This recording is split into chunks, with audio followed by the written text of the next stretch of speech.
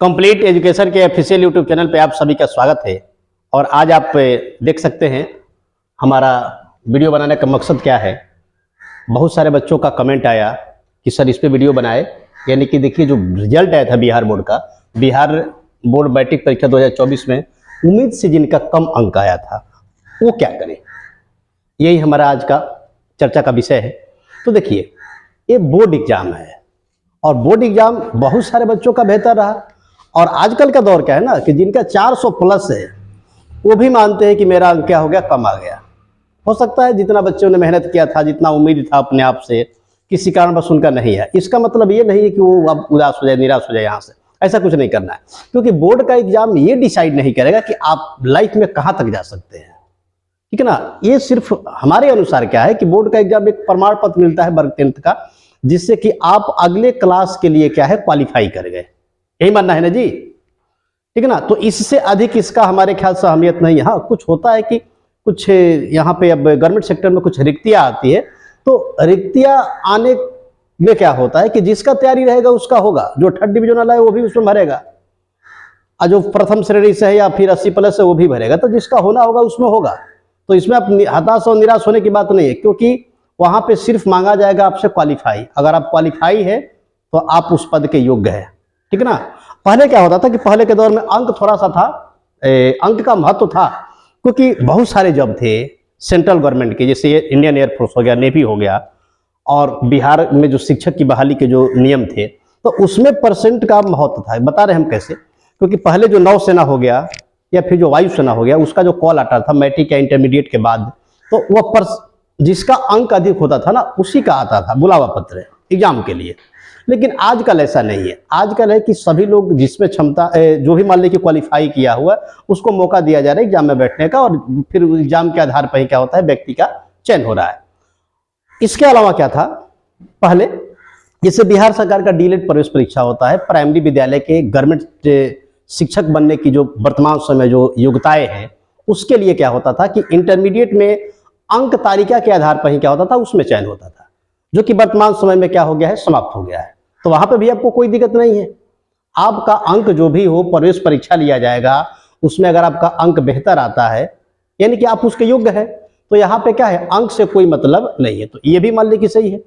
अब इसके बाद से क्या होता है, जो शिक्षक की बहाली की प्रक्रिया थी, उसका जो मेधा सूची बनता था बिहार में या फिर अदर स्टेट में भी यही नियम था हमारे ख्याल से। तो वहां पे मैट्रिक का आपका अंक जोड़ा जाता था, इंटरमीडिएट का जोड़ा जाता था, अगर आप बीएड है तो बीएड का, सीटेट है तो सीटेट, एस्टेट है तो एस्टेट, और फिर उसके बाद से जो भी है आपके पास शैक्षणिक योग्यता, तो इन सबका औसत लेकर के मेधा सूची तैयार किया जाता था, तब जाकर के आपका चयन होता था। लेकिन आज ये भी नियम नहीं है। डायरेक्टली अगर आपको मान लो कि बिहार में शिक्षक बनना है तो आप एस्टेट सीटेट निकालिए, उसके बाद से फिर आपको बीपीएससी के द्वारा लिया जा रहा है। तो बीपीएससी आप अगर आप में क्षमता है तो आप क्वालिफाई करके और शिक्षक के लिए चयन हो सकते हैं।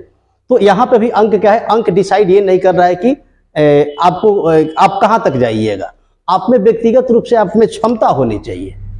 तो आप घबराइए नहीं, आपका जो भी है उसे स्वीकार कीजिए। हाँ, कोशिश कीजिए कि आने वाले समय में इस तरीके की जो मान ली कि अभी आपको लग रहा है कि हमारा 2-4 10 अंक 20 अंक 50 अंक जो भी कम आया है, आप मेंटेन कीजिए, अपने ढूंढिए कि कमी हम में कहाँ रहा, आखिर क्या बोर्ड की योग्यताएं थी, बोर्ड का क्या मांग था आपसे, आपने उस शर्त को पूरा नहीं किया जिसके कारण आपका अंक कम हुआ है।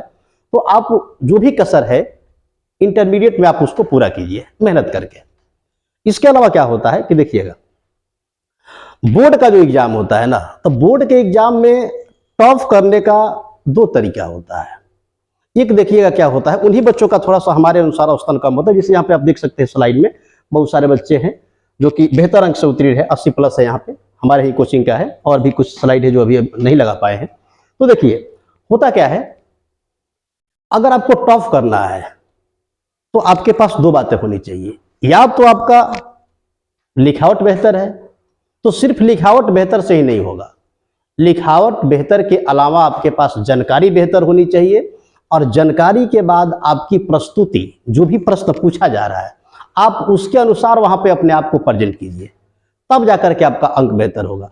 बहुत सारे बच्चे क्या होता है कि पढ़ने में बहुत बेहतर होते हैं, उनका कोई जवाब नहीं होता है, लेकिन लिखावट उस तरीके का नहीं होता है जिस पे निर्धारित अंक मिलता है। तो लिख तो देते हैं, लेकिन सामने वाला जब व्यक्ति देखता है उनके आंसर राइटिंग को, तो उससे क्या होता है कि वो स्पष्ट नहीं कर पाता है, कि उसमें थोड़ा सा इधर उधर हो जाता है। बेहतर लिखावट होता है तो फुल अंक मिलते हैं, और नहीं तो नहीं मिल पाते हैं।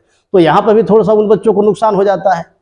तो अंक बेहतर या फिर टॉप वही बच्चे करते हैं जिनका दोनों सही हो। बच्चे पढ़ने में भी बेहतर है और उनका लिखावट भी बेहतर है, या जिनका लिखावट बेहतर है वो पढ़ने में भी अच्छे हैं। तो ये फार्मूला है। तो कोई बात नहीं, आप देखिए कि हमर में कमी कहाँ है। लिखावट सही है तो आप अपने आप को पढ़ने में बेहतर कीजिए। अगर आप पढ़ने में बेहतर है तो आप अपना लिखावट सही कीजिए। फिक्स है कि आप इंटरमीडिएट में टॉप कीजिएगा। ये अगर आप फार्मूला अपनाते हैं तो आप अगले जो भी आपका एग्जाम होगा, हमारे ख्याल से अगर ये 24 का परिणाम आया हुआ है, तो फिर आपका 26 में इंटरमीडिएट का, आप जिस संकाय से भी होइएगा बिहार बोर्ड से, उसका एग्जाम होगा, तो वहां पे आपका अंक कम नहीं होगा अगर इस नियम को अपनाते हैं। तो आप इस पे काम कीजिए, ठीक ना। और बाकी क्या होता है कि अंक उतना मायने नहीं रख रहा है आजकल के दौर में, ठीक ना, कि व्यक्ति लाइफ में कहाँ तक जाएगा। तो इसलिए आप निराश मत होइए, आप ठीक ना, आप पढ़ते रहिए इसी तरीके से, और हमें उम्मीद है कि आप बेहतर भविष्य में करेंगे। एक प्रमाण पत्र यह डिसाइड नहीं करेगा कि आपने कितना मेहनत किया हुआ है, ठीक ना। जैसे कि मान ले कि आपको यही लगता है ना, जैसे मान ले कि ये बच्चे, हो सकता है कि बहुत सारे बच्चों से आगे भी है और बहुत सारे बच्चों से पीछे भी है। तो देखिए, जो आज आगे है जरूरी नहीं है कि कल भी वो आपसे आगे ही होगा। आप यदि वर्तमान समय में उन बच्चों से अगर अधिक मेहनत करेंगे तो निस्संदेह कि आने वाले समय में आप आगे होंगे और वो बच्चे पीछे होंगे। आपको यही फार्मूला अपनाना है। और जो आज आगे है वो आगे नहीं रहेगा, और जो आज पीछे है वो हमेशा पीछे भी नहीं रहेगा। इसलिए क्या कीजिए कि आप मेहनत कीजिए, और आप मेहनत करके क्या कर सकते हैं, अपने आप को फिर से बेहतर कर सकते हैं, ठीक है ना। जो भी आप अपने आप से उम्मीद किए हैं, आप उस पर खरा उतर सकते हैं। जैसे देखिएगा, एक थोड़ा सा हम यहाँ पे आपको लिख करके बता रहे हैं। जैसे मान लें कि कोई भी आपका एग्जाम हो गया, कोई भी मान लेते हैं, जैसे मान लें कि मैट्रिकुलेशन इंटरमीडिएट पर जो भी आता है, ठीक है ना। तो मान लीजिए कि यहाँ पे हो गया आपका कर्मचारी का मान लीजिए कि एग्जाम हुआ, तो इसमें वो भी बच्चा भरेगा जिनका 90% अंक है, मैट्रिक हो या इंटरमीडिएट हो, और वो भी भरेगा जिसका मान लीजिए कि 65 है, और वो भी भरेगा जिसका मान लीजिए कि आपका सिंपल 45% है। लेकिन चयन किसका होगा? जो उस पेपर में पूछा जाएगा, जो उसका पेपर होगा, उस पेपर में जो बेहतर करेगा उसका चयन होगा। तो यहाँ पे मौका तो सबको मिल रहा है। अगर आपको लग रहा है कि मेरा अंक कम है, हमारे पास जानकारी कम है, तो आप क्या कीजिए कि आप अधिक समय देना शुरू कीजिए उस विषय पे जो विषय लगता है कि आपका कमजोर है। तो निस्संदेह क्या होगा, चयन आप ही का होगा अगर आप क्या करते हैं, इन बच्चों से बेहतर तैयारी करते हैं, बेहतर पढ़ाई करते हैं, ठीक है ना। तो आप यहाँ से अगर आप लाइफ में बेहतर करना चाहते हैं तो बस अपने आप को समय दीजिए, और निस्संदेह आने वाले समय का होगा, आप ही का दौर आएगा। तो अब आपको यहाँ पे क्या करना है, आपको कॉम्पिटिटिव एग्जाम की तरफ मुड़ना है, ठीक है ना। आप कॉम्पिटिटिव एग्जाम की तरफ मुड़िए, और उसका जो भी पैटर्न है, जिस सेक्टर में आप जाना चाहते हैं, डिसाइड कीजिए, और फिर उसके बाद से आप तैयारी कीजिए। आने वाला समय आपका बेहतर होगा, ठीक है ना। तो इस सत्र को हम समाप्त करेंगे।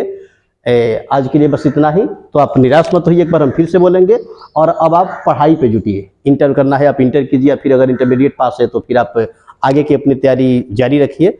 और उम्मीद है कि जैसा हम बोले हैं उस तरीके से अगर आप करते हैं तो आने वाले समय में आप बिल्कुल क्या हो जाइएगा, अपने आप को अपने उम्मीद में खरा उतरिएगा, और आने वाले समय में किसी न किसी गवर्नमेंट जॉब को आप लेकर के अपने आप को स्थापित कर लीजिएगा। तो बस अब इसके बाद से मेरा कोचिंग का आदर्श वाक्य है कि अगर आप लाइफ में बेहतर करना चाहते हैं तो एक बार आप हमसे जुड़ के देखिए, आपको मुड़ के देखना नहीं पड़ेगा। कंप्लीट कोचिंग बेस्ट है, तभी क्या है, सर्वश्रेष्ठ है। अगर आपको कोई किसी भी प्रकार की जानकारी चाहिए, इससे संबंधित है या फिर इसके अलावा जो भी हो, तो आप कमेंट बॉक्स में लिख सकते हैं। कमेंट बॉक्स खुला हुआ है, और उस पर हम फिर से आपको सुझाव देंगे, और आपको बेहतर करने के लिए हम फिर से, हो सकता है कि अगर वीडियो बनाना पड़े तो वीडियो भी बनाएंगे।